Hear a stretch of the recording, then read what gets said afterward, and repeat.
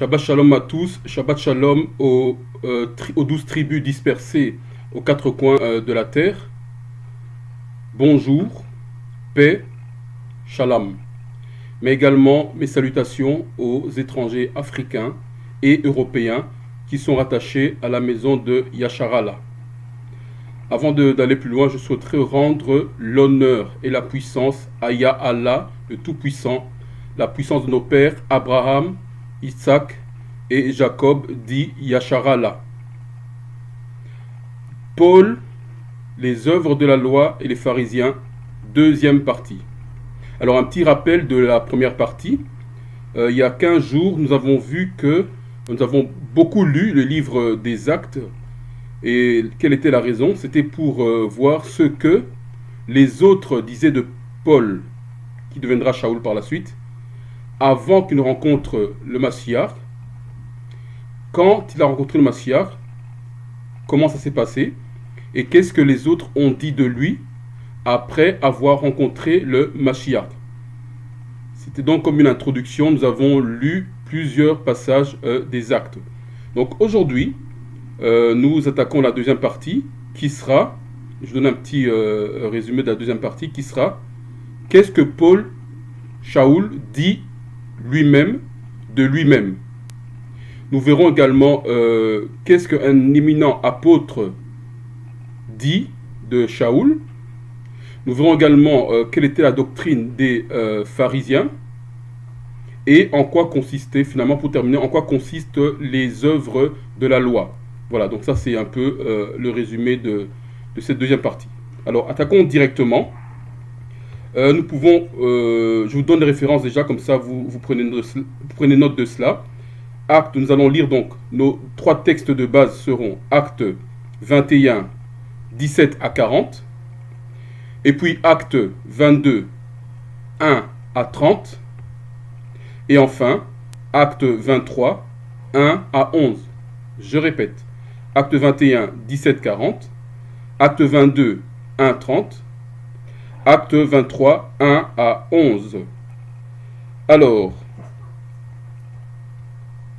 prenons Acte 21. Et la première chose que je souhaite dire au sujet de Paul, de Shaoul, c'est que beaucoup l'ont accusé de faire bande à part, de s'être autoproclamé apôtre, d'avoir voulu se faire plus grand que ceux qui avaient été institués par le Messie. Nous allons donc voir la première chose que nous allons voir, c'est que Paul était soumis aux anciens, mais également était soumis aux frères plus expérimentés que lui, et entre parenthèses, ce sont les apôtres. Donc Paul, première chose, était soumis aux anciens et aux frères plus expérimentés, donc les apôtres. On retrouve ça dans Acte 21, versets 17 à 18, le verset 23 et le verset 26. C'est ce que nous allons lire. Donc Acte 21, je lis le verset 17. Il est écrit: et quand nous fûmes arrivés à Jérusalem, donc nous connaissons l'histoire, hein, Paul a fait un voyage avec ses compagnons, ils sont arrivés à Jérusalem. Alors il dit au verset 17, et quand nous fûmes arrivés à Jérusalem, les frères nous reçurent avec joie. Les frères nous reçurent avec joie. Et il va indiquer qui sont ces frères-là. Au verset 18, il est écrit: et le jour suivant, Shaoul vint avec nous chez Jacques. Chez Jacques, qui faisait partie des anciens et des apôtres. Et est indiqué en suivant, et tous les anciens y vinrent. Donc il y avait les apôtres et les anciens pour recevoir Shaoul. Maintenant la question que je nous pose, s'ils étaient contre Shaoul, est-ce qu'il aurait bien reçu de la sorte? Point d'interrogation. Au verset 23.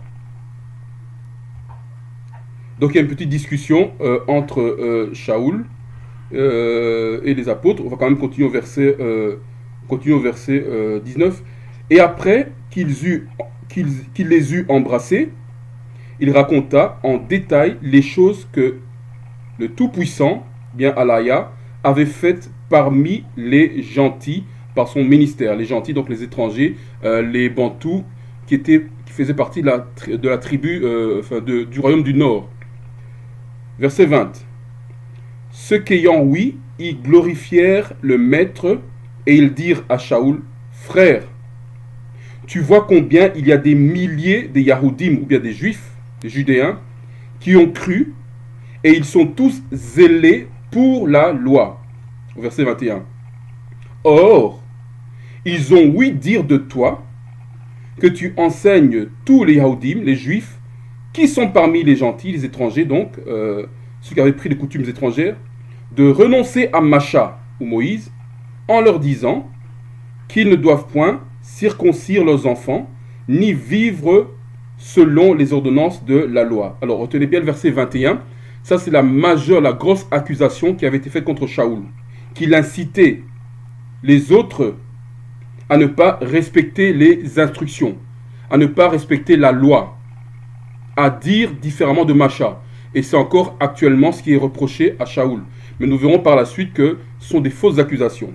Ils disent bien au verset 20, ayant oui, non, au verset 21, pardon. Ils ont oui dire de toi que tu enseignes. Donc, ce sont des choses que d'autres personnes ont répétées. Ils ont entendu dire. Le problème avec ça, c'est qu'il faudra vérifier pour voir si c'était vrai ou si c'était faux. On verra cela par la suite.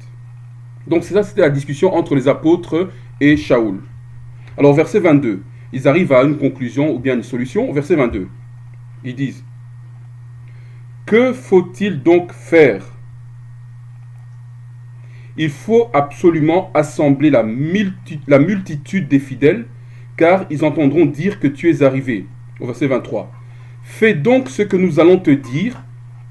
Nous avons 4 hommes qui ont fait un vœu. Et c'est là que je veux en venir. Donc ils disent à Shaoul, tu vas faire ce que nous te demandons de faire. Donc on voit très bien qu'il était soumis aux anciens. Il s'est mis sous la direction des anciens et des apôtres.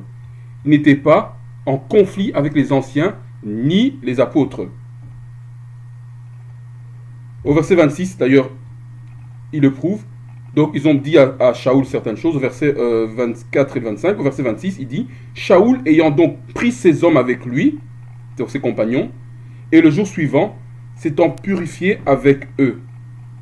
Donc, les apôtres ont recommandé quelque chose à Shaoul, il l'a obéi. Il était bien soumis aux anciens et aux frères plus expérimentés, les apôtres. Alors, qu'est-ce qu'ils lui ont demandé de faire? Ils ont demandé de faire au verset 24 et 25, ils ont demandé, prends-les avec toi, donc ces compagnons, purifie-toi avec eux et contribue avec eux afin qu'ils se rasent la tête et que tous sachent qu'il n'en est rien des choses qu'ils ont ouï dire de toi, mais que tu continues aussi à garder la loi. Voilà. Donc ici, les anciens et les apôtres n'ont pas douté de Paul. Ils n'ont pas commencé à dire à Paul, écoute, Shaoul, prouve-nous que c'est faux ce qu'on entend dire. C'est pas ce qu'ils ont fait. Donc pour eux, il n'y avait aucun doute sur l'intégrité de Shaoul. Ils ont dit, la multitude parle, voici ce que tu feras pour la multitude. On a des hommes qui sont entrés dans un vœu de Naziréa. Eh bien, joins-toi à eux avec tes compagnons. Comme ça, ceux qui t'ont critiqué, qui ont dit cela, ou bien qui ont entendu les autres dire de mauvaises choses de toi, comme ça, ils verront que, au verset 24, que tu continues aussi de garder la loi et qu'il n'en est rien des choses qu'ils ont entendues. Voilà le programme qui était là pour faire disparaître cette diffamation. Et au verset 26, il fait ainsi.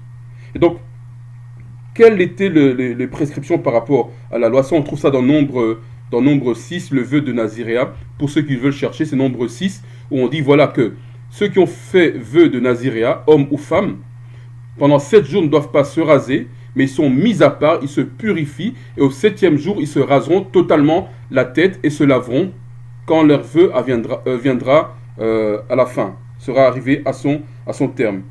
Donc on voit ici que Paul était mis sous les anciens et sous la coupe des frères expérimentés. Alors évidemment, les frères expérimentés, qu'est-ce qu'un frère expérimenté? Ben, c'est un frère qui a déjà une certaine, qui est avancé dans la loi. Nous savons que notamment la loi, c'est à partir de 30 ans, et voir les différentes vidéos qui ont déjà été faites à ce sujet, c'est à partir de 30 ans qu'un homme bantou peut exercer la sacrificature, qui peut commencer à exhorter aux autres. C'est ça le début. Donc on parle de ceux qui étaient expérimentés, ceux qui ont plus de 30 ans, qui ont gardé la loi et qui peuvent la dispenser aux autres. Et quand on parle des anciens, c'est quoi des anciens? Ben, ce sont ceux qui ont minimum 50 ans, donc qui ont une longue histoire de la pratique de la loi. Et tous les deux, que ce soit les anciens ou bien les hommes expérimentés, ben, sont des hommes sages et qui ont un bon témoignage de l'extérieur parce qu'ils pratiquent la loi. Dans le premier point, Shaoul était bien soumis aux anciens et aux frères expérimentés. Alors, l'accusation qui était faite à Shaoul dans Acte 21, chapitre 21, verset 21, c'est qu'il ne gardait pas la loi. Eh bien, on retrouve la réponse à ces accusations dans le verset 23 et 24. Comme on vient de le lire, il a prouvé en respectant le vœu de Naziréa, qui fait partie d'une fraction, d'un fragment de la loi, qu'il respectait bien la loi. Alors, quelques remarques au sujet de Actes 21, 28, 29 qu'on avait lu la semaine passée. On va relire. Au verset 28, il est indiqué. Nous connaissons l'histoire, mais ici je vais simplement lire les versets concernés. Verset 28. En criant, hommes israélites, aidez-nous, voici cet homme qui partout enseigne tout le monde contre le peuple. Ce sont les détracteurs de Shaoul qui l'accusent. Ils disent que Shaoul enseigne contre le peuple, contre la loi et contre ce lieu, donc contre Jérusalem. Et qui de plus a aussi amené des Grecs dans le temple et a profané ce saint lieu. Quand on parle de Grecs, c'est simplement des Bantous qui étaient la tribu du Nord qui avaient épousé les coutumes étrangères. C'est ça qu'on l'accusait. Au verset 29. Car avant cela, ils avaient vu avec lui dans la ville Trophime, Éphésien, et ils croyaient que Shaoul l'avait amené dans le temple. Donc voilà, c'était simplement des suppositions. Ils n'avaient aucune preuve. Ils ont dit, comme ils ont vu Shaoul avec Trophime, l'Éphésien, dans la ville, ils pensaient tout bonnement que Shaoul l'avait amené dans le temple. Donc on voit que ce n'était que des suppositions et qu'il n'y avait pas de faits. Il n'y avait pas des actes précis. Tout était supposition. Et souvent les accusations sont faites sous base uniquement de suppositions. Les gens supposent plusieurs choses. Les gens imaginent plusieurs choses. C'était le cas pour Paul. Et même lorsqu'on va plus loin dans le verset 37 et 38, on retrouve encore ce même principe. Et comme on allait faire entrer Shaoul dans la forteresse, il dit au capitaine, m'est-il permis de te dire quelque chose? Et le capitaine lui demanda, sais-tu parler le grec? Au verset 38, n'es-tu pas l'Égyptien qui, ces jours passés, a excité une sédition et a emmené au désert 4000 brigands? Ici encore une fois, supposition. Maintenant, Paul devient l'Égyptien. Donc ce ne sont pas des faits, ce sont simplement des suppositions et des allégations. Voilà de quoi Paul était accusé. Il était accusé faussement. Ça, c'était la première chose sur Shaoul. Alors, la deuxième chose qu'on peut dire sur Shaoul, c'est qu'il était écouté par les anciens et les apôtres. Pourquoi? Nous l'avons dit au premier point. Parce qu'il était soumis aux anciens et aux apôtres. Donc, comme il se comportait très bien envers les anciens et les apôtres, eh bien, il était écouté par les anciens et les apôtres. On retrouve ça, Acte 21, 40. On nous dit, et quand il le lui eut permis, Paul se tenant devant les degrés. Les degrés, simplement, sont les marches. Parce que pour s'exprimer devant une assemblée à l'époque, il y avait une forme de prétoire. Il fallait gravir les marches pour aller là et pour s'exprimer. Comme ça, on était visible de tout le monde. C'est ça, les degrés. Donc, quand il le lui eut permis, Paul, se tenant sous le degré, fit signe de la main au peuple, et s'étant fait un grand silence, il leur parla en langue hébraïque. Donc il a fait silence au peuple, et tous se sont tus. Ça, c'est le respect que le peuple avait, c'est un membre du peuple, bien sûr, avait envers Shaoul. Pourquoi? Parce qu'il était soumis aux anciens, il était soumis aux apôtres. Voilà, c'est les deux petits points que je désirais faire avant de continuer. Troisième point, maintenant, on entre dans le proprement dit. Qu'est-ce que Shaoul dit de lui-même? On a entendu ce que les autres ont dit de Shaoul, en bien ou en mal parfois, surtout plutôt en mal, et quelquefois en bien dans la semaine, il y a 15 jours. Maintenant, qu'est-ce que Shaoul dit de lui-même? Alors, on va au chapitre 22, au verset 3. Je vais quand même lire d'abord le verset 1er, qui est la continuité du chapitre 21, verset 20. Donc, il dit, au 22, 1, « Homme, frère et père, écoutez maintenant mon apologie, ou bien mon explication. Vous m'avez accusé de ça, on m'accuse de ça, de cela et de cela. Voilà, maintenant, devant toute l'assemblée, et on dira quelle assemblée il se trouvait plus tard, je vais m'exprimer, écoutez ce que j'ai à dire pour ma défense. » Au verset 2. « Et quand ils ouïrent qu'il leur parlait en langue hébraïque, donc en hébreu, ils firent encore plus de silence et il dit. » Donc vous voyez, quand il a commencé à parler, pour se défendre, parce il était soumis aux anciens et aux apôtres, les membres du Parlement avaient tendance à l'écouter, mais bien plus maintenant, quand il s'exprimait en langue hébraïque, en hébreu, il avait davantage d'écoute. Il y avait encore plus de silence. Et ici, j'ouvre une petite parenthèse pour dire, en parlant de l'hébreu, je nous encourage, chacun de nous, hommes frères, à apprendre les langues dans lesquelles les Écritures ont été écrites. Aussi bien de l'hébreu que du grec, du koiné grec. Alors, je précise, et je l'avais déjà fait dans une vidéo passée, que l'hébreu et l'araméen, ce n'est pas la même chose. Tout comme le koiné grec et le grec, ce n'est pas la même chose. Le koiné grec, c'est la langue courante dans laquelle la pratique commerciale se faisait. L'hébreu, c'est la langue ancienne, antique. L'araméen, c'était la langue commerciale. Voilà les différences.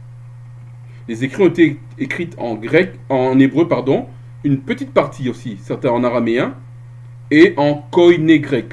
Faisons l'effort d'apprendre cela. Pourquoi? Parce que les versions que nous avons actuellement, aussi bien en français qu'en anglais ou dans d'autres langues, ce sont des traductions. Et vous savez que les traductions, quand on passe d'une langue à une autre, on perd son sens culturel. Il y a certains mots qui en grec, en hébreu, qu'on ne sait pas traduire en français. Donc ça perd de son sens culturel, car la langue fait partie intégrante d'une culture. Donc je nous encourage à faire l'effort, à apprendre les différentes langues. Ici vous voyez, à titre d'exemple, vous connaissez déjà, nous avons le Codex de Leningrad en hébreu, unilingue, donc il n'y a pas de français là-dedans. Nous avons également ici Basura dans les évangiles en hébreu. Vous voyez ici, il n'y a pas de français, c'est purement l'hébreu. Alors pour nous aider, on a un dictionnaire hébreu-français. Nous avons également la Septuaginta, la Septante en, comme vous voyez ici, unilingue. Il n'y a pas de français, c'est uniquement en koiné grec. Nous avons également l'Alliance renouvelée en koiné grec. Pas de français, encore une fois unilingue, koiné grec. C'est ça. Et pour la Septante, je n'ai pas montré, c'était ça. Voilà. Et pour nous aider également, nous avons un dictionnaire koiné grec et français. Voilà, donc je nous encouragerai jamais assez à aller dans les langues.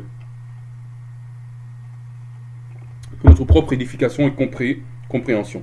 Donc Shaoul a commencé à parler en langue hébraïque. Au verset 3, il commence à s'exprimer. Certes, je suis Yahoudim, ou bien juif, né à Tarse de Cilicie, mais nourri en cette ville, donc à Jérusalem, au pied de Gamaliel, ayant été exactement instruit dans la loi de nos pères, et étant zélé pour la loi du Tout-Puissant, comme vous l'êtes tous aujourd'hui.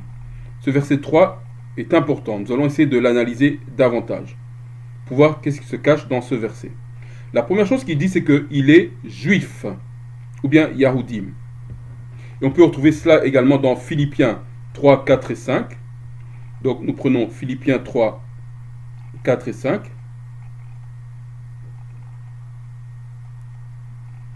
Voilà, 3, 4 et 5. Il dit ceci.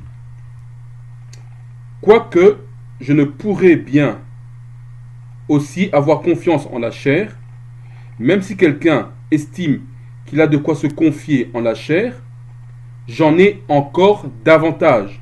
Et au verset 5, il dit, moi, qui étais circoncis le 8e jour, qui suis de la race de Yasharala, ou bien d'Israël, de la tribu de Benjamin,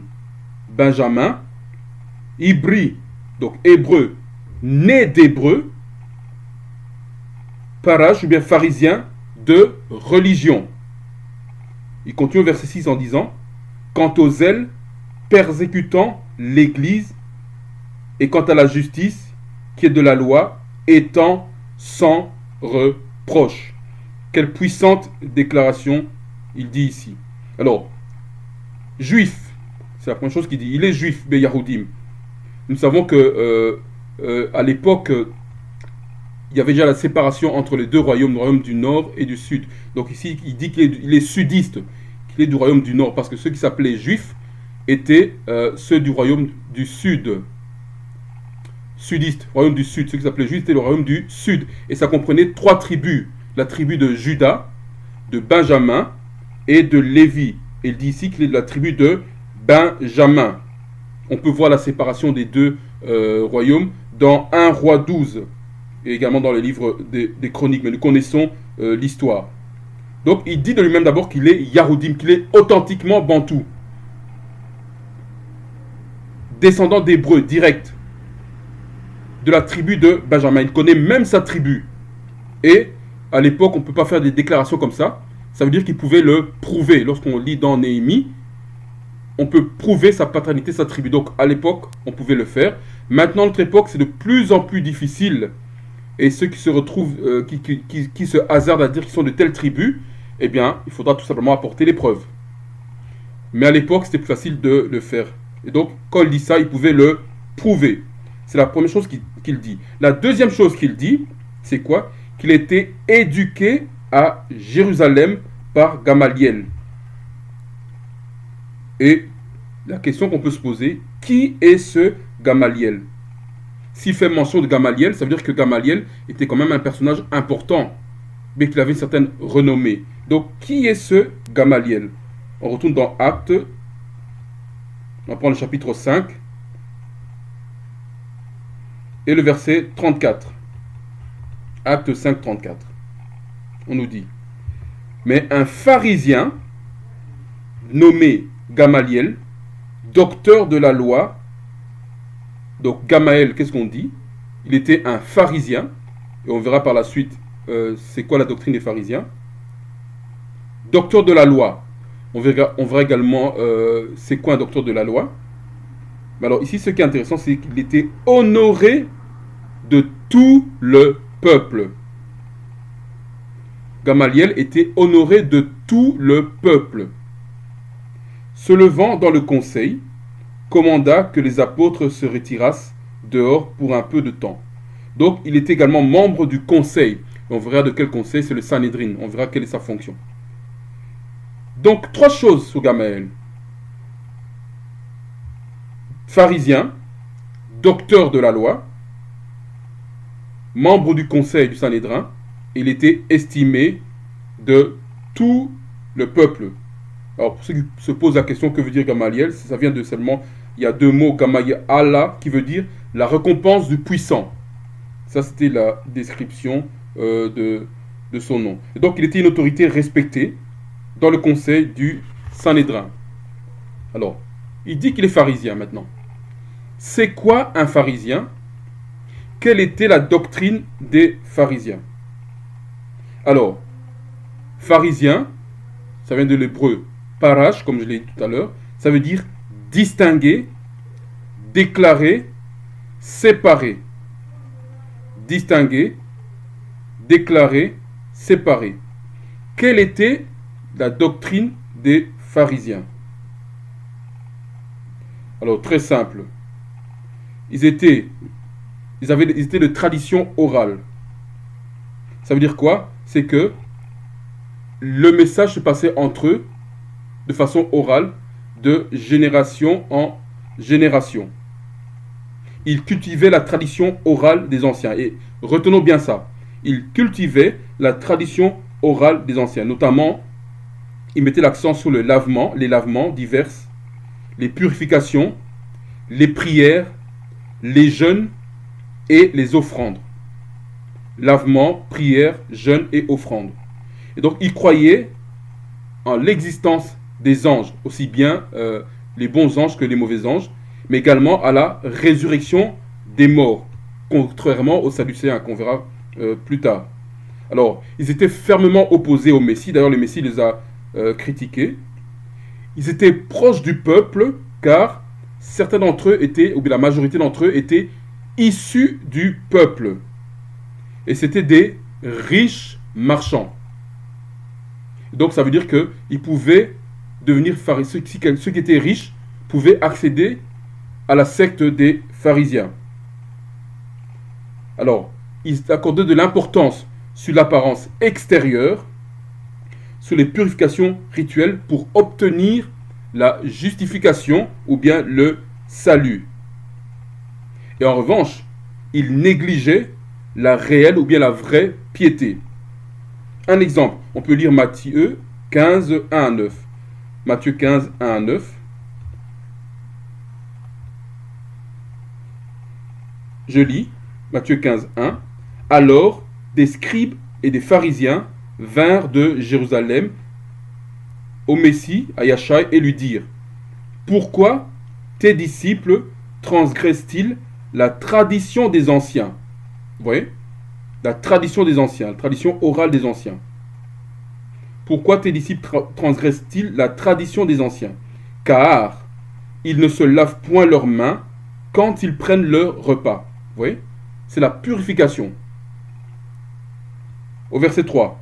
Mais il, donc le Messie, le Mashiach, Yasha répondit et leur dit: et vous, pourquoi transgressez-vous le commandement de Allahim par votre tradition? Donc, qu'est-ce qui se passait ici? Les pharisiens, ils accordaient plus d'importance à la tradition orale, à leur tradition orale, qu'au commandement du Tout-Puissant, qu'à la réelle piété.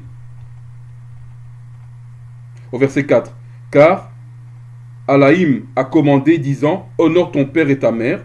Et il a dit aussi que celui qui maudira son père ou sa mère meurt de mort. Verset 5. Mais vous dites: quiconque aura dit à son père ou à sa mère: tout don qui sera offert de par moi sera à ton profit. Encore qu'il n'honore pas son père ou sa mère, il ne sera point coupable. Et ainsi, vous avez anéanti le commandement du Tout-Puissant par votre tradition. Hypocrite, Yeshaya ou bien Esaü a bien prophétisé de vous en disant: ce peuple s'approche de moi, de sa bouche, et m'honore de ses lèvres, mais leur cœur est fort éloigné de moi. Verset 9. Mais ils m'honorent en vain, enseignant des doctrines qui ne sont que des commandements d'hommes. Donc on voit que les pharisiens accordaient une importance aux commandements d'hommes, à la tradition des hommes, plus qu'à la loi, et plus que à la venue du Messie. C'était ça, les pharisiens. Alors on voit ici au verset 1 qu'on parle des scribes et des pharisiens.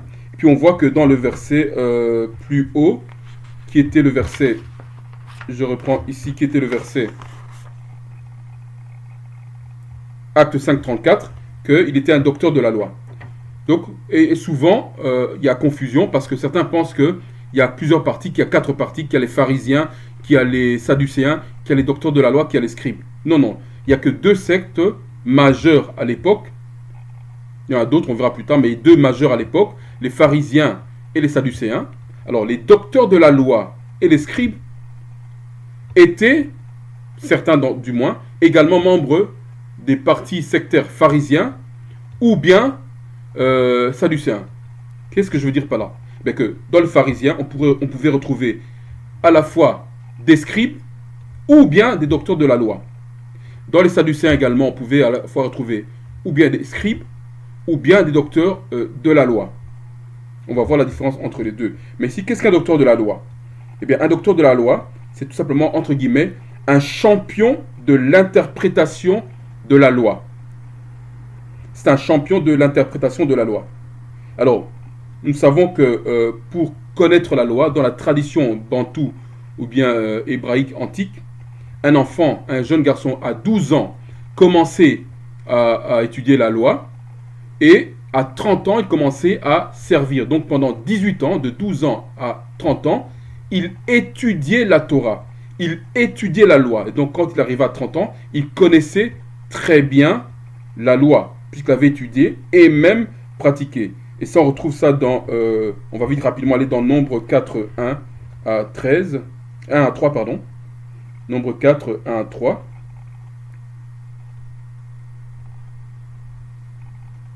Nombre 4, verset 1.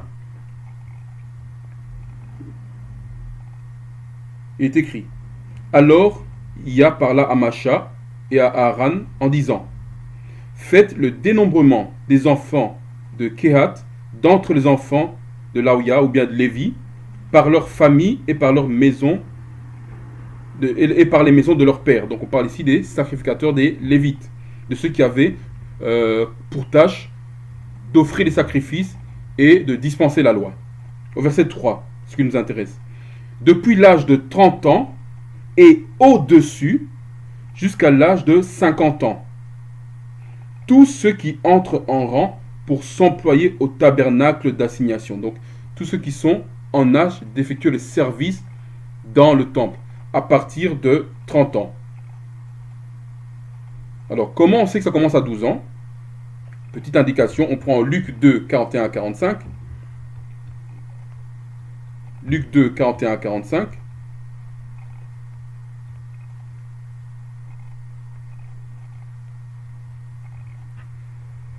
Luc 2, 41. Je lis. On parle ici, on connaît cette histoire du Messie, ils avaient été pour la fête avec les parents, et les parents l'ont oublié dans le temple. Or, son père et sa mère allaient tous les ans à Yerushalayim à la fête de Pâques, ou bien Pâques. Et quand il eut atteint l'âge de 12 ans, son père et sa mère étant montés à Yerushalayim selon la coutume de la fête, et s'en retournant après avoir accompli les jours de la fête, l'enfant Yachai demeura dans Jérusalem, et Yawassap ou bien Joseph et sa mère ne s'en aperçurent point. Alors, ils allaient chaque année à Jérusalem. Comment se fait-il que ça a 12 ans? Ils ne sont pas aperçus que l'enfant n'était pas avec eux. Verset 44. Mais croyant qu'il était dans la troupe des voyageurs, ils marchèrent une journée, puis ils le cherchèrent entre leurs parents et ceux de leur connaissance, et ne le trouvant point, ils s'en retournèrent à Jérusalem en le cherchant. Verset 46. Or, il arriva que 3 jours après, ils le trouvèrent dans le temple, assis au milieu des docteurs, et les écoutant et les interrogeant. Voilà ce qui se passait. À partir de 12 ans, le garçon allait au temple apprendre la loi. D'autres carrément habitaient là, restaient là pour avoir l'instruction. C'est comme ça que ça se passe chez les Bantous. Donc Gamaël était passé par là. C'était un docteur de la loi. Il a commencé son étude de la loi à 12 ans, jusque 30 ans. C'est ainsi que se faisait. Et c'était la même chose pour les scribes également, qui avaient droit, on verra plus tard, la différence entre les deux. Voilà, donc c'était pas n'importe qui Gamaël, c'était pas n'importe qui avait enseigné Shaoul. Et à l'époque, pour être accepté d'un maître, c'était un privilège, parce que le maître n'acceptait pas n'importe qui. Il acceptait les étudiants qui trouvaient qu'il avait le plus grand potentiel, ou bien ceux qui étaient les plus respectueux, qui étaient les plus honorables. Donc c'était un privilège d'être enseigné par un maître à l'époque, surtout un maître qui avait la renommée comme Gamaliel. Donc le parlement dont on parlait dans Acte 5.34, on appelle ça le Sanhédrin, ou bien le Sanhédrin. Matthieu 15.1. Matthieu 15.1 nous dit, on va lire, alors des scribes et des pharisiens vinrent de Jérusalem à Yachaï et lui dirent. Donc ici on voit aussi que il y avait également des scribes parmi les pharisiens. Luc 5, 17 et 21. Là on est en train de voir de quoi est constitué le Sanhédrin ou bien le Parlement. Bantou, bien le gros israélite de l'époque. Luc 5, 17, 21. Luc 5, 17, verset 17 qui dit, or il arriva un jour où qu'il enseignait que les pharisiens et les docteurs de la loi lui étaient venus de toutes les bourgades de la Galilée et de Judée et de Jérusalem et étaient là assis, et la puissance du maître était là pour opérer des guérisons. Ça, nous savons déjà qu'il y a des docteurs de la loi parmi les pharisiens. Et donc, Acte 5, 34 que nous avons déjà lu, nous allons aussi rapidement le relire. Qu'il dit, Acte 5, 34. Mais un pharisien nommé Gamaliel, docteur de la loi. Voilà. Donc on voit que dans les deux camps, aussi bien les sadducéens que les pharisiens, on retrouve des docteurs de la loi et on retrouve des scribes. C'est dans les deux camps. On sait maintenant c'est quoi un docteur de la loi, c'est comme un champion de la loi qui était consulté dans l'interprétation de la loi. Et ce sont ces deux parties, les deux sectes de l'époque qui constituaient le Sanhédrin, qui est le parlement israélite qui gérait les matières internes, de matières qui considérait les litiges, les discussions entre les Bantous de l'époque, entre les Hébreux israélites. Ils étaient en majorité constitués de Sadducéens et les pharisiens étaient une partie minoritaire car ils étaient issus du peuple, c'était des riches marchands. Donc ils étaient en contact avec le peuple, nous l'avons dit. Alors qu'est-ce qu'un Sadducéen? Matthieu 22, 23. Qu'est-ce qu'un Sadducéen? Là, nous posons des bonnes bases parce que ça va nous aider à comprendre Shaoul. Matthieu 22, 23.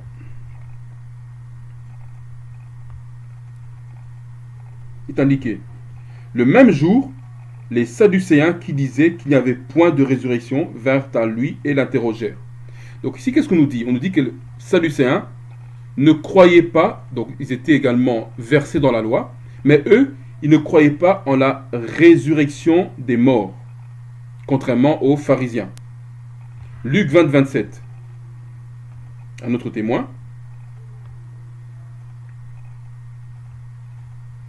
Luc 20, 27. Alors, quelques-uns des Sadducéens, qui nient formellement la résurrection, s'approchèrent et l'interrogèrent. Donc ici, on a un renforcement. On voit que les Sadducéens, ne croyaient pas en la résurrection de mort. Alors, le Sadducéen vient de l'hébreu tzadak, qui veut dire être juste, avoir une cause juste. Et les tzadak, ou bien les tzadaka, sacrificateurs, c'était des Lévites à l'époque. C'était les descendants donc des Lévites. C'était ça les Sadducéens. C'était des nobles, parce que les Lévites, c'était les nobles de Yachara là. C'était les nobles, eux, quelle était leur doctrine? C'est qu'ils accordaient de l'importance à la tradition écrite, à la prêtrise, à la tradition écrite, contrairement aux pharisiens, qui étaient de tradition orale. Parce que c'était les nobles qui avaient les écrits à l'époque, dont les pharisiens n'avaient pas forcément accès à ce qui était écrit, c'était gardé par les prêtres, par les nobles de Yachara là. Et ils ne croyaient pas aux anges, on l'a dit, ni à la résurrection. Donc c'était la noblesse des Bantous, la noblesse de l'époque, des sacrificateurs, des prêtres. C'était ça, les Sadducéens, par opposition aux pharisiens. Donc les Sadducéens, ce n'étaient pas les gens du peuple. Ils n'étaient même pas en contact régulier avec le peuple. C'était, entre guillemets, l'élite noblesse de l'époque. Les scribes. Qu'est-ce qu'un scribe par rapport à un docteur de la loi? On sait qu'un docteur de la loi, c'est comme un champion de la loi, nous l'avons dit, qui a une très bonne connaissance de la loi. Pourquoi? Parce qu'il a étudié pendant 18 ans et il a pratiqué. Maintenant, un scribe, il a également la maîtrise de la loi, mais lui, c'est quelqu'un qui recopie la loi. Un docteur de la loi, il est consulté pour l'interprétation de la loi, pour les explications de la loi, mais un scribe, lui, non seulement il connaît la loi, mais il recopie la loi. C'est un écrivain de la loi. Donc il interprète également la loi, mais il recopie également la loi, et il traite les questions difficiles. Donc quand il y a des questions difficiles, c'est pas vers un docteur de la loi qu'on ira, c'est vers un scribe qu'on ira. Pourquoi? Parce qu'il il recopie la loi. Est-ce qu'on comprend la différence? C'est un écrivain de la loi. Donc, entre guillemets, il va plus loin que le docteur de la loi. Il a accès au rouleau. On va dire ça comme ça. Et donc, il traite des questions difficiles.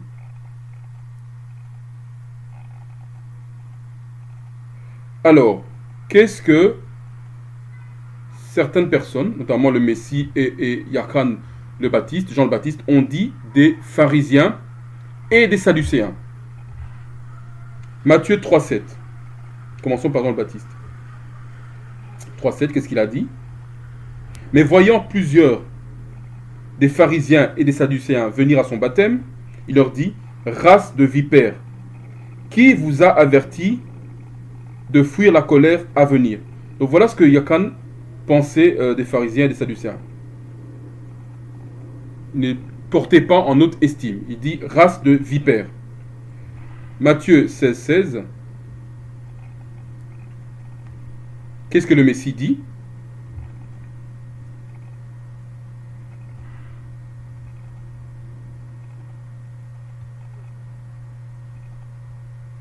Je n'ai pas la bonne référence, c'est pas Matthieu 16,16.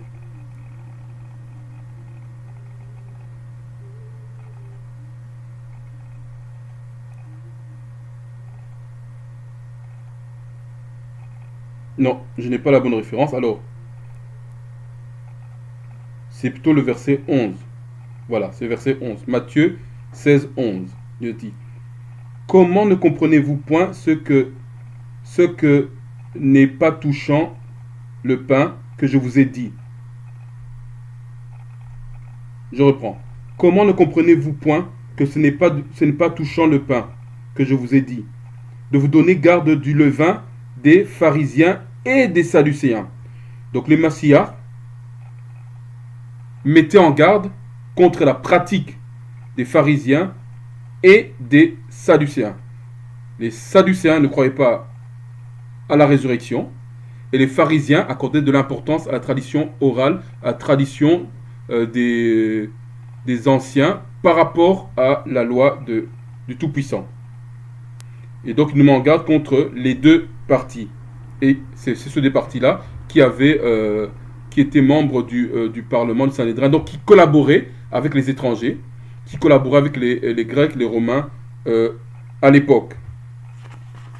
Voilà, j'espère que c'est bien compris pour la différence entre les Sadducéens et les pharisiens, ainsi que les docteurs de la loi et les scribes. Alors, il y avait quelques autres sectes à l'époque, mais je ne vais pas les détailler ici pour ne pas alourdir la vidéo, mais je vais simplement les citer. Il y avait également ce qu'on appelle les Esséniens, et un bon représentant, on dit que Yochanan le Baptiste, donc Jean le Baptiste, était parmi les Esséniens. Pourquoi? Leur doctrine, c'était, on va dire, leur caractéristique, c'était qu'ils ne mangeaient, c'était des végétariens. Ils mangeaient plutôt des légumes. On avait également les zélotes. Les zélotes, notamment un bon représentant des zélotes, c'était quoi? Simon. Simon, d'ailleurs, il est appelé Simon le zélote, donc Shawaman, le zélote. Alors, eux, c'était des résistants, les zélotes. Ils résistaient contre l'occupant. Et il y avait une frange plus musclée des zélotes, qui, eux, carrément, ils allaient jusqu'à tuer. C'est la frange armée des zélotes, c'était les Sicarii. Sicaire qui veut dire couteau. Il y avait également un autre parti à l'époque qu'on appelait les publicains. Un bon représentant, c'est Zacharia, donc Zassé, qui eux, ils collaboraient avec les étrangers, mais ils prélevaient les taxes. Donc parfois, ils prélevaient un peu plus de taxes et ils gardaient pour eux. Ils étaient connus pour cela. Et donc, vous pouvez avoir la liberté d'aller plus loin dans ces recherches-là. Je n'ai pas le temps de mettre trop de détails là-dessus pour ne pas leur dire la vidéo. Alors, Paul nous dit, et je reprends, que c'est un Yahoudim, qu'il était enseigné par Gamaliel, mais nous dit également qu'il était instruit dans la loi. On va relire Philippiens 3.5.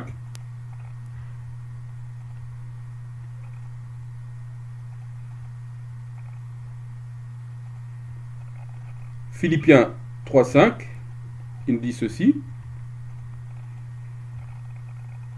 Moi qui étais circoncis le 8e jour, qui suis de la race de Yacharal à Israël, de la tribu de Benjamin, et hébreu parmi les Hébreux, pharisien de religion, quant au zèle, persécutant l'Église, et quant à la justice qui est la loi, étant sans reproche. Le terme circoncis, le jour 8. Nous connaissons la circoncision, nous savons que c'était un commandement, une façon de faire qui a été donnée à Abraham et que Macha a repris dans la dispensation de la loi. On retrouve ça dans Genèse 34, 8 et 9. Je ne vais pas m'attarder là-dessus, vous pouvez prendre note. Et Macha a repris ça dans Lévitique 12, 3. Donc tous les mâles, bantous, sont censés être circoncis.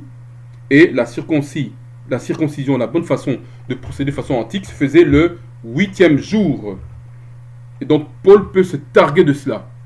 Je me pose la question, les détracteurs de Paul, de Shaoul, est-ce que vous pourrez vous prévaloir d'avoir été circoncis le 8e jour? Je ne pense pas. Et donc il était bien instruit dans la loi et il respectait la loi pratiquement. Quand on parle de la loi, c'est la loi et les prophètes évidemment, sans reproche. C'est ce qu'il dit au verset 6. Étant sans reproche. Donc personne ne pouvait lui reprocher quoi que ce soit par rapport à la loi. Il le dit clairement. Qu'est-ce qu'il dit encore lui-même? Il a été institué par les frères. Institué, ou bien il a été reconnu par les frères. Ça, on voit ça dans Actes 22, 11, 16. Nous prenons Acte 22.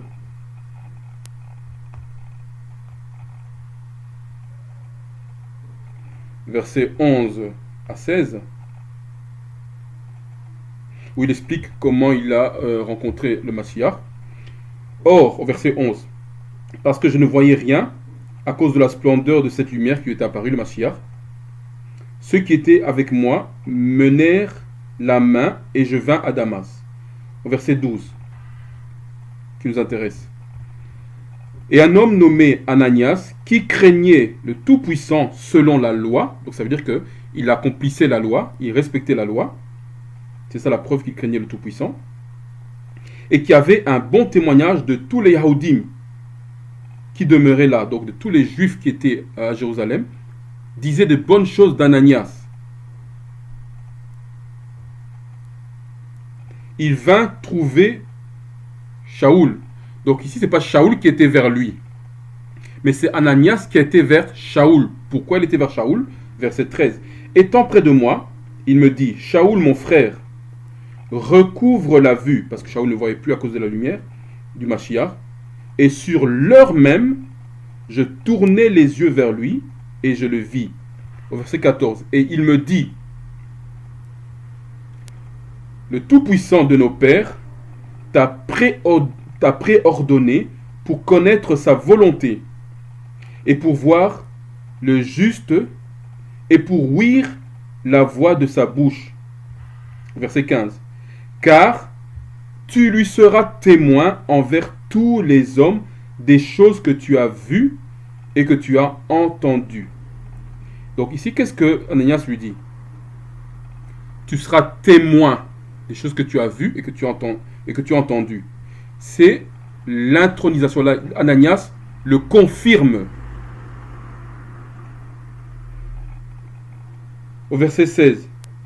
Et maintenant, que tardes-tu? Lève-toi, sois baptisé et purifié de tes péchés en invoquant le nom du Maître. Petite parenthèse sur le baptême encore une fois. Ici, qu'est-ce qui se passe?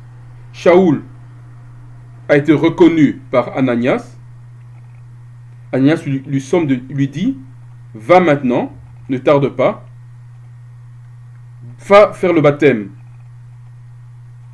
Au verset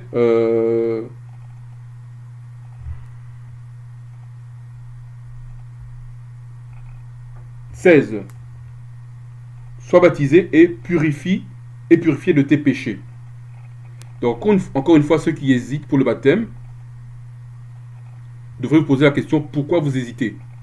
Parce que normalement, quand on a compris que c'est Yah le meilleur, que les Écritures, la loi, les prophètes, c'est la vérité, la conséquence directe, c'est le baptême.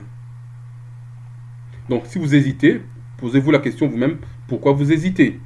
Je ferme ma parenthèse. Donc, Ananias, ici, il a institué, bien, il a reconnu Shaoul. Il a dit que Shaoul sera un témoin. Et Shaoul, en conséquent, s'est fait baptiser pour se repentir des mauvaises choses qu'il faisait avant de connaître le Mashiach. Voilà. Alors, 2 Timothée 1:1.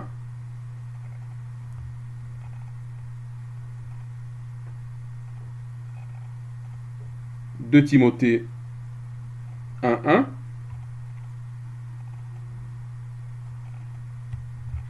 Qu'est-ce que Shaoul dit ici? Il dit, Shaoul, Paul, apôtre de Yahshua le Mashiach, de Yahshua le Messie, par la volonté du Tout-Puissant, selon la promesse de la vie qui est en Yahshua le Mashiach. Donc qu'est-ce qu'il dit ici? Il se déclare apôtre du Mashiach. Oui, mais certains diront non, mais c'est une fraude parce qu'il n'a pas été institué par le Mashiach. Il n'était pas là. Comment il peut s'appeler apôtre? Ce n'est pas un apôtre. Mais nous allons voir que veut dire le mot apôtre, tout simplement. Alors, apôtre, ou bien en koiné, c'est apostolos. Et en hébreu, c'est shalayach. Shalayach, c'est ça que veut dire apôtre. Et mais que veut dire, ou bien que veulent dire ces mots-là? Avec précision. Ça veut tout simplement dire messager, quelqu'un envoyé en mission, un émissaire ou bien un agent, quelqu'un qui pose des actes pour le bénéfice des autres. Maintenant, la question que je nous pose, est-ce que Shaoul n'est pas un messager? Est-ce que ce n'est pas quelqu'un qui a été envoyé, qui a eu diverses missions dans les différentes villes par lesquelles il est passé? Est-ce que ce n'était pas un émissaire ou bien un agent? Est-ce que ce n'est pas quelqu'un qui a posé des actes pour les bénéfices des autres? On a bien lu dans Acte 22, 11 à 16, que Ananias a dit qu'il sera témoin, qui devra aller dans différents endroits.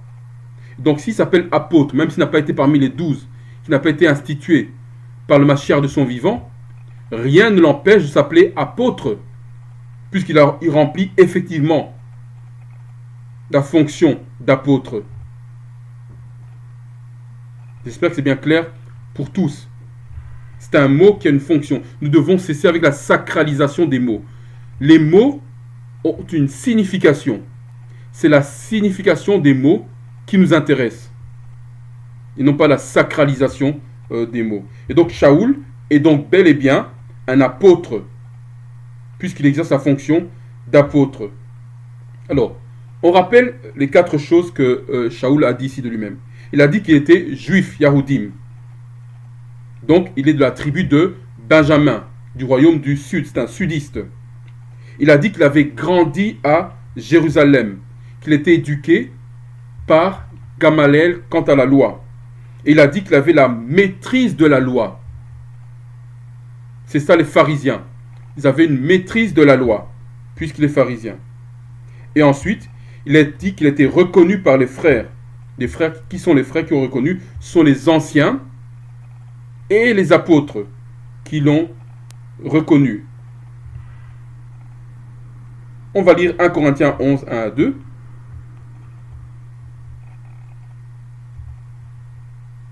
1 Corinthiens 11, 1 à 2. C'est assez technique aujourd'hui. Accrochons-nous. Alors, qu'est-ce qu'il dit, Shaoul? Donc, il peut le dire avec force ce qu'il dit là. Parce que il a la reconnaissance des apôtres. Il dit ceci. Soyez mes imitateurs, comme je le suis moi-même du Massiach. Donc, qu'est-ce qu'il dit? Que lui, tout ce qu'il fait, il fait comme le Massiach. Il imite lui-même le Massiach. C'est pour ça, il nous encourage également à l'imiter lui-même. Parce que lui-même, il imite le Massiach. Au verset 2. Or, mes frères, je vous loue de ce que vous vous souvenez de tout ce qui me concerne et de ce que vous gardez mes ordonnances comme je vous les ai données. Donc il dit qu'il a donné des ordonnances à certains frères. Et quelles ordonnances il les a données? Qui venaient uniquement du Massiach. Pourquoi? Parce que lui-même, il imitait tout simplement le Massiach. Et donc il parle avec assurance, Shaoul, quand il parle. Parce que les anciens, les apôtres, l'ont reconnu. Il ne parle pas avec timidité, mais avec assurance. Alors, qu'est-ce que l'un des apôtres, ou bien l'un des éminents apôtres, ou bien ceux qui aiment dire le chef apôtre, qu'est-ce qu'il a dit de Shaoul? Nous connaissons bien ce passage. Nous connaissons très bien ce passage. Pierre. Qu'est-ce que Pierre a dit de Shaoul? D'abord, nous allons voir que Pierre avait un rôle particulier parmi les apôtres. Matthieu 16, 18. Matityahu 16, 18. Matthieu 16, 18 nous dit ceci. Et c'est le Mashiach qui s'adresse à Pierre, ou Kapha. Kapha. Et je te dis aussi que tu es Kapha, ou bien Pierre, et sur cette pierre, j'édifierai mon assemblée, je bâtirai mon assemblée, et les portes des enfers ne prévaudront point contre elle. Marc 14, 32, 33. Marc 14, 32, 33, qu'est-ce qui est indiqué?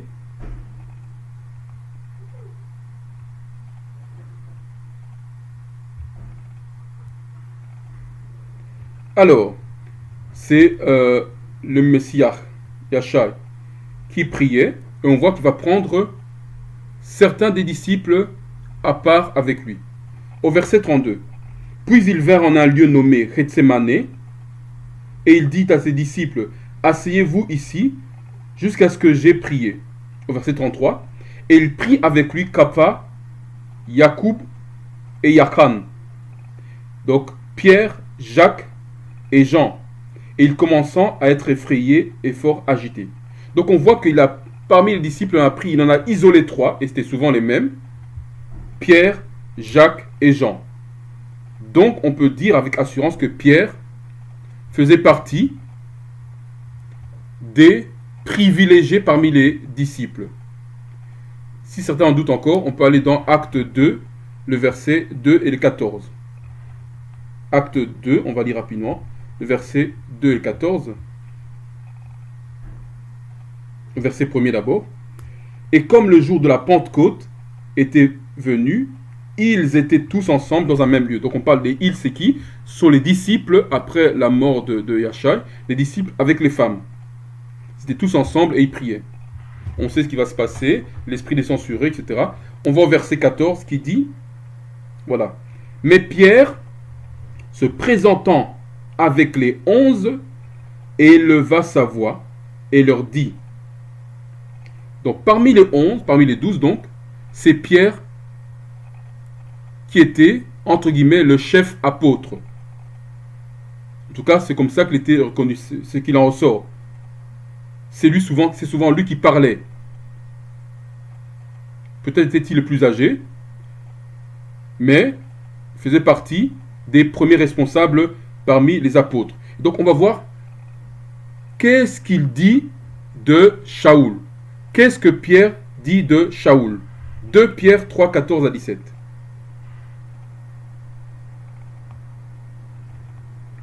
« 2 Pierre 3, 14 à 17.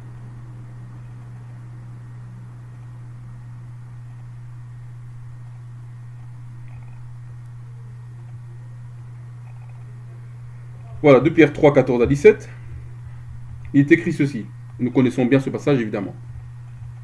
C'est pourquoi, mes bien-aimés, en attendant ces choses, étudiez-vous à être trouvés de lui, sans tache et sans reproche, en paix. Verset 15. Et regardez la patience du Maître comme une preuve qu'il veut votre salut. Et ici, il parle de Shaoul. Comme Shaoul, notre frère bien-aimé. Qu'est-ce qu'il dit de Shaoul? Que c'est un frère bien-aimé. Il le reconnaît. C'est un frère bien-aimé. On continue. Comme Shaoul, notre frère bien-aimé, vous en a écrit selon la sagesse qui lui a été donnée. Alors, qu'est-ce qu'il dit ici? Que Shaoul a une certaine sagesse qui lui a été donnée. Donnée par qui? Donnée par Yah. Que Shaoul est sage. C'est ce que Pierre nous dit. Que Shaoul est sage. Verset 16. Ainsi que dans toutes ses lettres, il parle de ces points, dans lesquels, donc dans ces lettres, les lettres de Shaoul, il y a des choses difficiles à entendre. Ici, ça veut dire quoi? Ça veut dire à comprendre, à saisir. Donc il dit que Shaoul, dans ses lettres, il y a des choses difficiles à saisir. Il y a des choses difficiles à comprendre. Entre guillemets, ce n'est pas à la portée de tous. Et il continue en disant que les ignorants et les mal affermis, ou bien les mal assurés, tordent,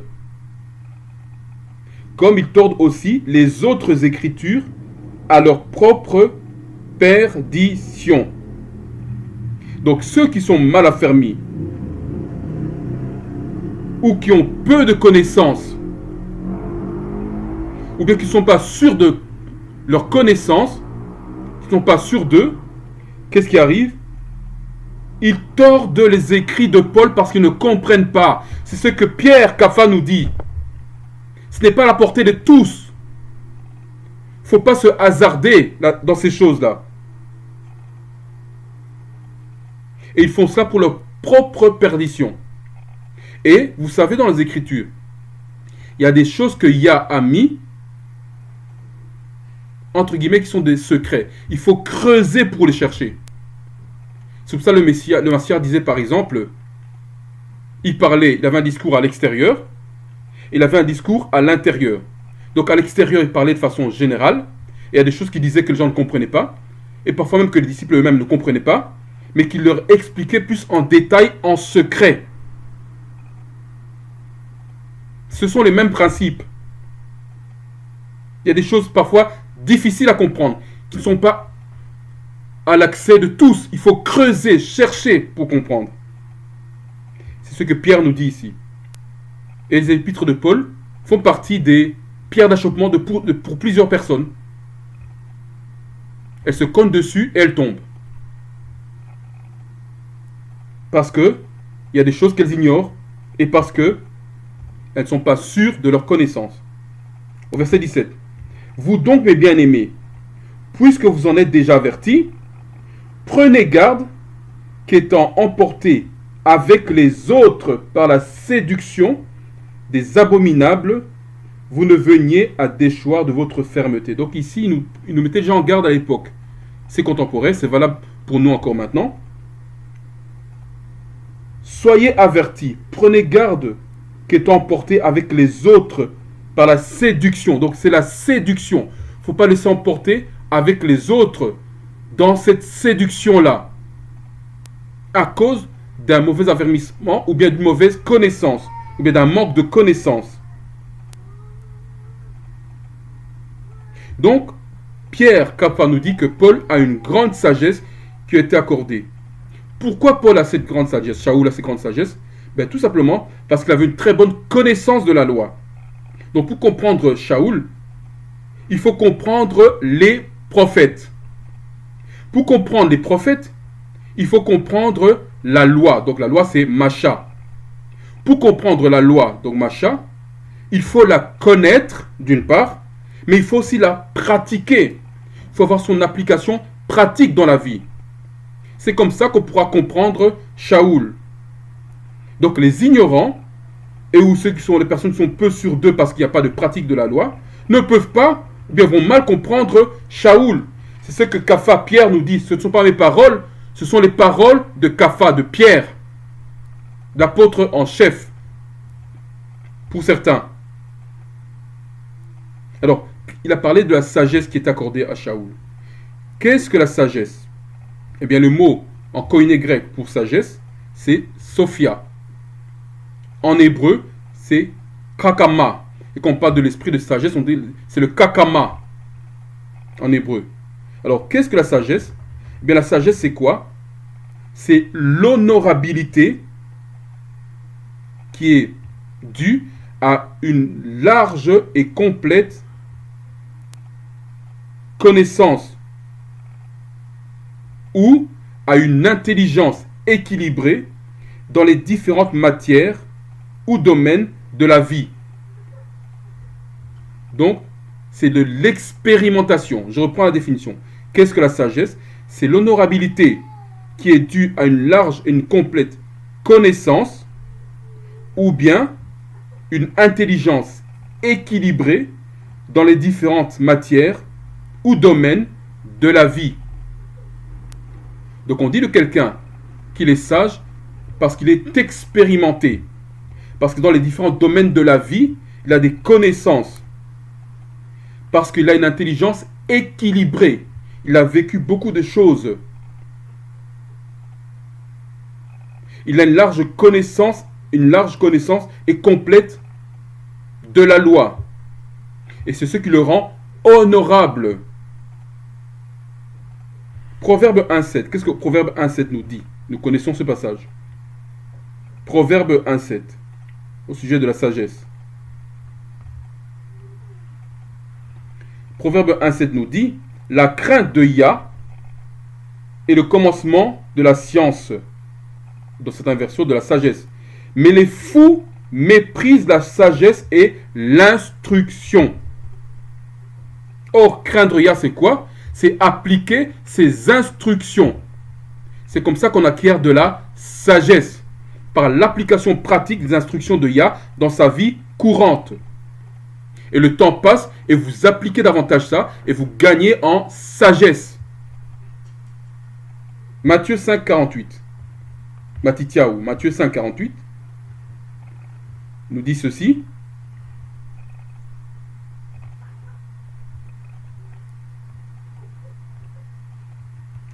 Soyez donc parfaits, comme votre Père qui est aux cieux est parfait. Pourquoi j'ai pris ce passage? Parce qu'on a parlé de l'intelligence, on a parlé de la sagesse, pardon, on a dit que c'était une intelligence équilibrée dans les différentes matières ou domaines. Je relis Matthieu 5, 48. Soyez donc parfaits, comme votre Père qui est aux cieux est parfait. Et ça a un rapport avec le mot hébreu pour parfait. Alors, beaucoup se disent, et le disent, j'ai entendu encore dernièrement, nul n'est parfait. Ou bien personne ne peut être parfait. C'est un blasphème contre les Écritures de dire ça. nous les Bantous, les Banyashara là, les Hébreux israélites, nous sommes censés être parfaits. C'est indiqué dans Matthieu 5,48. C'est pas Dawad qui le dit. Soyez donc parfaits, comme votre Père qui est aux cieux est parfait. Donc la chose que nous devons savoir, nous poser la question, ça veut dire quoi pour Yah être parfait? Alors, avant d'expliquer le mot parfait, prenons un autre passage dans Genèse Bereshit 17.1, qui va dans le même sens. Bereshit 17.1, Genèse 17.1 qui nous dit: puis Abraham, étant âgé de 99 ans, Yah lui apparut et lui dit: je suis le puissant et fort, le tout-puissant. Marche devant ma face et sois intègre. Dans d'autres versions, sois irréprochable. Donc, vous voyez, c'est possible d'être irréprochable. C'est possible d'être intègre. La question qu'on doit se poser, ça veut dire quoi être irréprochable pour Yah? Ça veut dire quoi être intègre pour Yah? Ça veut dire quoi être parfait pour Yah? Alors, le mot hébreu pour parfait, c'est quoi? C'est mashalam. Et que veut dire mashalam? Vous voyez déjà que dans mashalam, il y a shalam, beshalawam, beshalom, qui est traduit communément par paix. Mais en réalité, mashalam veut dire être complet, être balancé, être équilibré. Donc, on dit ici que notre Yah, il est complet. Ça veut dire qu'il ne manque absolument rien. Il est balancé. Il est équilibré dans ses jugements. Ça veut dire quoi? Celui qui fait le mal doit être puni. Celui qui fait le bien doit être récompensé. C'est ça l'équilibre. Quelqu'un ne fait pas le mal et il est récompensé. Quelqu'un ne fait pas le bien et il est puni. Non. On fait le bien, on est récompensé. On fait le mal, on est puni. C'est ça l'équilibre. C'est ça balancer. C'est ça être complet. Ne pas avoir juste être bon, non plus être méchant. Pour les chrétiens, ils pensent que le Tout-Puissant, Yah, il est amour, il est bon. Il est là. Alors qu'ils oublient que Yah aussi est un Dieu de guerre. Ça veut dire quoi? Autant il sauve, mais il tue également. D'ailleurs, à son retour, le Mashiach va tuer plusieurs. Et ça, on n'aime pas parler de ces choses-là. Pour faire dire qu'il est bon, il est amour. Il est amour, mais il est aussi jugement. C'est ça l'équilibre. C'est ça la perfection. C'est ça être complet. Et quand il dit de nous que soyez parfaits, soyez équilibrés. C'est ça qu'il dit. Nous sommes censés être équilibrés. Pourquoi? Nous avons la loi. La loi est là pour nous rendre l'équilibre, justement. Celui qui fait le bien, il sera béni. Celui qui fait le mal, il sera puni. C'est ça l'équilibre. C'est ça la balance. C'est ça être complet.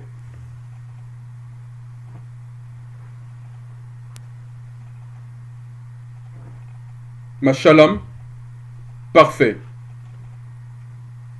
Et Shaoul était équilibré, puisqu'il avait la sagesse, comme dit Pierre, que Yah lui a accordé une sagesse.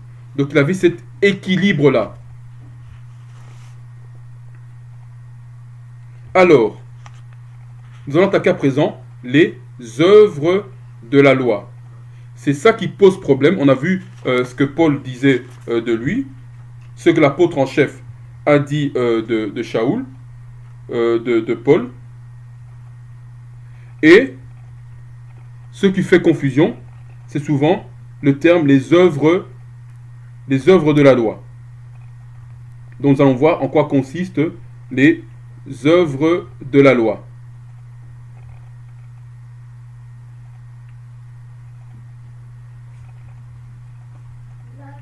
Et nous devons savoir que, avant de voir les œuvres de la loi, que Shaoul, comme je l'ai dit, nous avons dit que pour comprendre Shaoul, il faut comprendre les prophètes. Pour comprendre les prophètes, il faut comprendre la loi. Pour comprendre la loi, il faut l'étudier, l'appliquer. Shaoul l'a dit très bien à qui il s'adresse. Shaoul ne s'adresse pas à tout le monde. Dans Romains 7.1, il nous dit à qui il s'adresse. On prend rapidement Romains 7.1 avant de passer aux œuvres de la loi. Il dit ceci: ne savez-vous pas, mes frères, car je parle à ceux qui entendent ce que est la loi. Ou bien dans d'autres versions, je parle à ceux qui connaissent la loi. Ou bien je parle à ceux qui savent ce que la loi dit. Donc Shaoul ne s'adressait pas à tout le monde. Il s'adressait à une catégorie de personnes, ceux qui maîtrisaient, qui connaissaient la loi. Voilà pourquoi il ne faut pas se hasarder dans les écrits de Shaoul. Il faut d'abord comprendre c'est quoi la loi et comprendre c'est quoi les prophètes pour comprendre ce que Shaoul veut dire. Et maintenant, nous allons voir quelles sont les œuvres de la loi. Qu'est-ce que Shaoul disait? Qu'est-ce qu'il voulait dire quand il parlait des œuvres de la loi? Et il y a deux versets particuliers qui posent problème pour certains. C'est Galates 3.10 et Romains 3.20. Prenons Galates 3.10. Galates 3.10 dit ceci. Mais tous ceux qui sont des œuvres de la loi sont sous la malédiction. Car il est écrit, maudit est quiconque ne persévère pas dans toutes les choses qui sont écrites au livre de la loi pour les faire. Ah là, les gens montent sur leurs chevaux. Oh voilà, Shaoul est contre la loi. Il entraîne les gens à faire la loi. Et c'était déjà le débat à l'époque. Il entraîne les gens à renier la loi, à ne pas respecter la loi de Moïse. C'est un faux apôtre. C'était déjà le débat à l'époque. Nous allons voir en quoi consistent les œuvres de la loi. Romains 3.20. Romains 3.20 nous dit également: c'est pourquoi nulle chair ne sera justifiée devant lui par les œuvres de la loi, car la loi est donnée la connaissance du péché. Car par la loi est donnée la connaissance du péché. C'est pourquoi nulle chair ne sera justifiée devant lui, car par les œuvres de la loi, car par la loi est donnée la connaissance du péché. Voilà, j'en dis ici, voilà. Ici, il nous entraîne, il nous encourage à ne pas respecter la loi. Parce qu'on voit ici, il est indiqué la loi, les œuvres de la loi. Ce qui pose problème, c'est le terme les œuvres de la loi. Matthieu 15, 1 à 3 et également 6. Lisons Matthieu 15. On a lu tout à l'heure, mais on va voir une petite indication ici encore. On va commencer à comprendre c'est quoi les œuvres de la loi. Alors, Matthieu 15, 1 à 3 et verset 6. Je lis. Alors des scribes et des pharisiens vinrent de Jérusalem à Yachaï et lui dirent: pourquoi tes disciples transgressent-ils la tradition des anciens, car ils ne lavent point leurs mains quand ils prennent le repas? On parle de quoi ici? De la tradition des anciens. Rappelez-vous, ce sont ici des pharisiens. Quelle est la doctrine des pharisiens? Tradition orale léguée par les anciens. On a vu tout à l'heure. Les rites, les rituels. C'est ceux qui disent: pourquoi tes disciples transgressent-ils la tradition des anciens, car ils ne lavent point leurs mains quand ils prennent leur repas? Verset 3. Mais il leur répondit: vous, pourquoi transgressez-vous le commandement de Allah et du Tout-Puissant par votre tradition? Qu'est-ce qu'il leur dit ici? Mais vous respectez plus vos traditions orales, vos rites, que les commandements du Tout-Puissant. Au verset 4. Car Allah, le Tout-Puissant, a commandé, disant: honore ton père et ta mère, etc., etc., etc. Et puis au verset 6, il leur dit, vers la fin du verset 6, et ainsi, vous avez anéanti le commandement du Tout-Puissant, Allah, par votre tradition. Donc, qu'est-ce que les œuvres de la loi? C'est la question fondamentale qui nous est posée. Alors, beaucoup entendent, quand ils entendent œuvres de la loi, ils pensent que ce sont les instructions de la Torah, bien de la Torah. Donc, ils pensent que c'est la loi de Moïse. Quand on regarde en hébreu, en grec ici, il n'est pas écrit la loi de Moïse. Il n'est pas écrit la Torah. Il est écrit en koiné grec, œuvre de la loi, c'est nomos ergon. C'est ça, œuvre de la loi. Nomos ergon. Et son équivalent hébreu, c'est Maksat Maasa Atarawa. Bien, Maksat Maasa Atara. C'est ça, œuvre de la loi. Donc on voit que c'est pas Torah. C'est pas Tara. Ce ne sont pas les livres de Moïse. C'est pas de ça qu'on parle ici. Ce n'est pas Genèse, Exode, Lévitique, Nombre et Deutéronome. C'est pas ça les œuvres de la loi. C'est autre chose. C'est Maksa, Masha, Atara. Et c'est quoi? Ça consistait en quoi, ces œuvres de la loi? Simplement, ce sont des principes ou bien des pratiques orales qui ont été transmises de génération en génération pour obtenir la purification ou le salut par des rites cérémoniaux. C'est ça les œuvres de la loi. Ce sont des applications, des traditions, des rites de lavement, des prières, des jeûnes, des offrandes pour arriver à la purification ou bien au salut. C'est ça les œuvres de la loi. C'est ça que Shaoul condamnait. Il était pharisien. Les pharisiens accordaient de l'importance aux traditions orales, à l'explication que certains rabbins donnaient, certains maîtres donc donnaient de la Torah, mais qui n'était pas dans les écrits de Moïse. C'est ça les œuvres de la loi. Et on retrouve les œuvres de la loi justement dans les manuscrits de la mer morte de Qumran, que j'ai ici, une version anglaise, que je vous montre ici, voilà. Donc on voit ici Dead Sea Scrolls, ou bien les manuscrits de la mer morte en français. Moi je l'ai en version anglaise. On retrouve ça ici, on retrouve les Maksa, Maasa, Atarat, et je vais vous le montrer ici, qu'on reconnaît sous l'abréviation MMT. Donc Maksa, Maasha, Atarawa, bien Torah. On a ça ici. Vous voyez, voilà, MMT, Maksa, Maasha, Atarawa, bien Torah. Voilà, dans les manuscrits de la mer morte. C'est de ça que Shaoul parlait. C'est ça les œuvres de la loi. Et donc c'était le chef des batailles des pharisiens. Pour eux, c'était ça le plus important. Ils étaient accrochés à cela.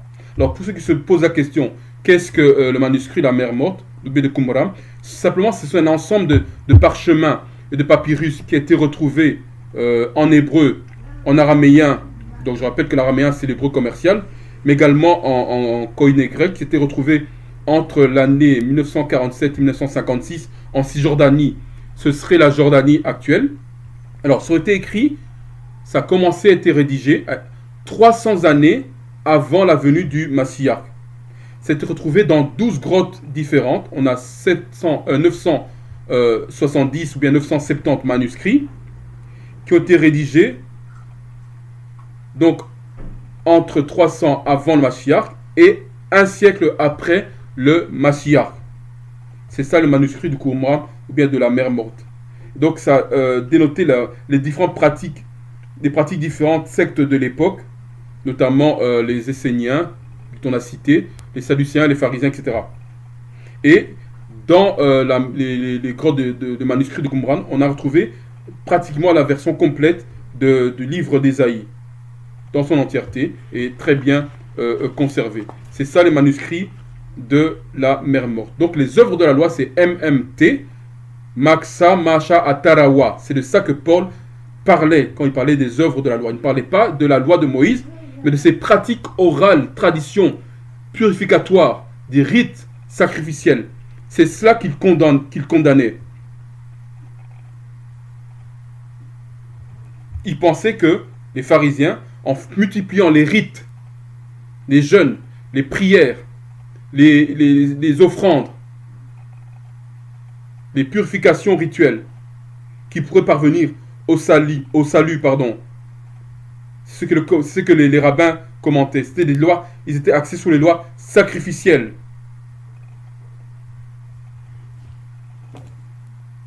Je vais faire un petit résumé de la section. Vous voyez, ça va ici, les manuscrits de la mer morte.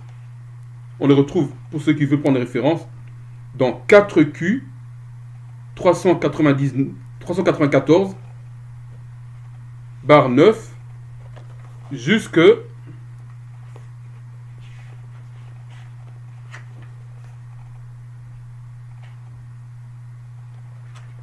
4Q 398 4Q 399 pardon. Donc 4Q 394 bien 394 barre 9 jusque 4Q 399. Et quand on dit 4Q, c'est quoi en fait? Il y avait 12 grottes, ça s'était retrouvé dans la 4e grotte. Et le Q, c'est comme pour Qumran, tout simplement. Donc, alors, les œuvres de la loi étaient réparties en 3 sections. Il y a une première section qui était le calendrier sectaire. Je vais essayer de nous montrer ça. Donc, c'est la 4Q 394, bien 394, 1 et 2. Bon, c'est écrit en anglais, mais ça ne fait rien. Le calendrier sectaire. Vous voyez, c'est... Voilà, ici. Vous voyez ici, le calendrier. Sectarian calendar. Donc, où on disait en quoi consistait le calendrier de cette secte-là.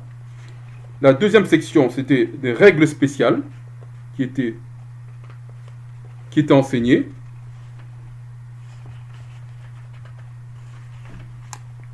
Alors, je vous montre ça ici.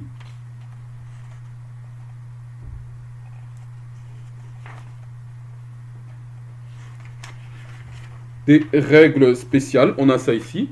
Vous voyez. MMT.B Special Rules. Règles spéciales. Ils disent ici, ils commencent à dire, voici, ça c'est ce sont nos enseignements, etc., etc. Sur la pureté, concernant les offrandes, etc. Donc vous voyez bien, c'est ça les œuvres de la loi. Les sacrifices, la pureté, les offrandes, etc.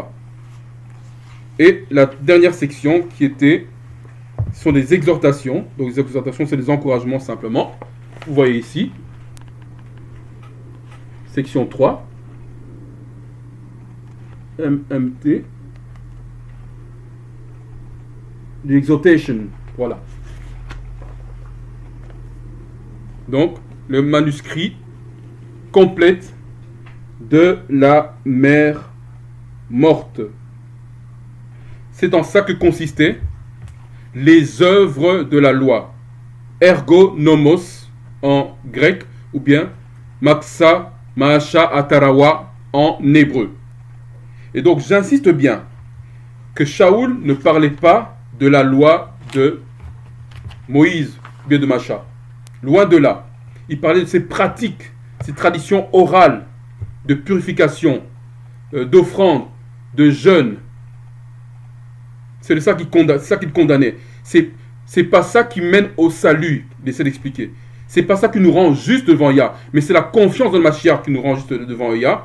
Et cette confiance dans le Mashiach nous entraîne justement à respecter la loi de Macha. J'espère que c'est bien clair. Alors nous allons conclure, tout simplement. Nous allons conclure en lisant Romains 7, 12. Romains 7, 12.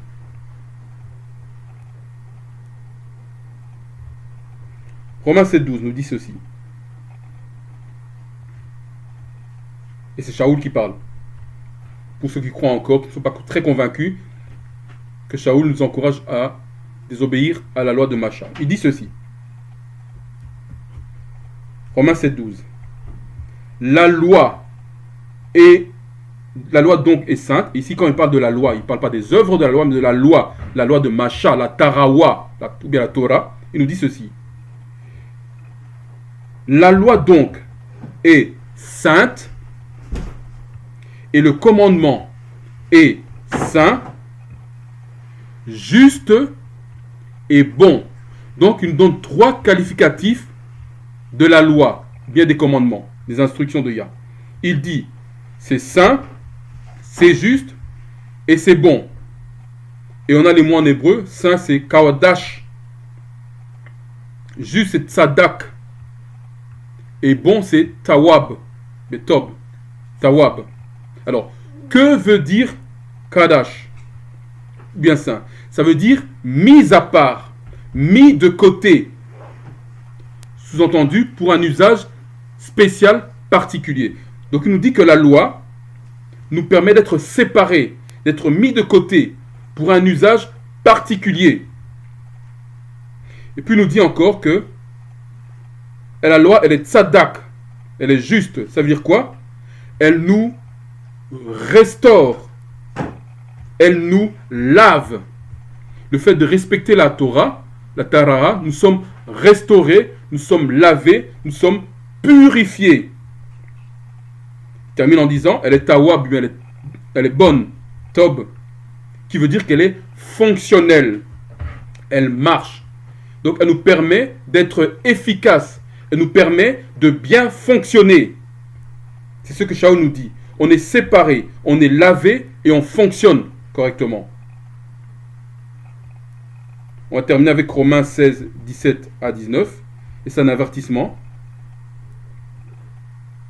qu'il nous donne. Et je vais nous laisser avec cet avertissement-là. Romains 16, 17 à 19.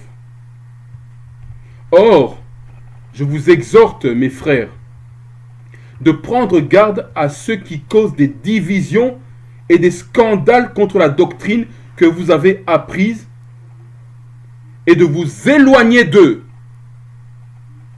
Verset 18. Car ces sortes de gens ne servent point notre maître Yahshua le Massiach, mais leur propre ventre, et par de douces paroles et des flatteries, ils séduisent les cœurs des cœurs simples. Ça veut dire disposés à les écouter. Verset 19. Car votre obéissance est venue à la connaissance de tous. Je me réjouis donc de vous, mais je désire que vous soyez prudents quant au bien et simples quant au mal. Et Yahshua le Mashiach disait qu'il ne se fiait pas aux hommes, car il sait de quoi ils sont formés. Donc ne nous fions pas à la foule, mais restons dans la loi et des prophètes, et en tout ce qui est analysé, tout ce qui est présenté, allons dans la loi et les prophètes pour voir que si c'est conforme. J'espère que c'est clair pour tous. Et à tous je dis Shalawam.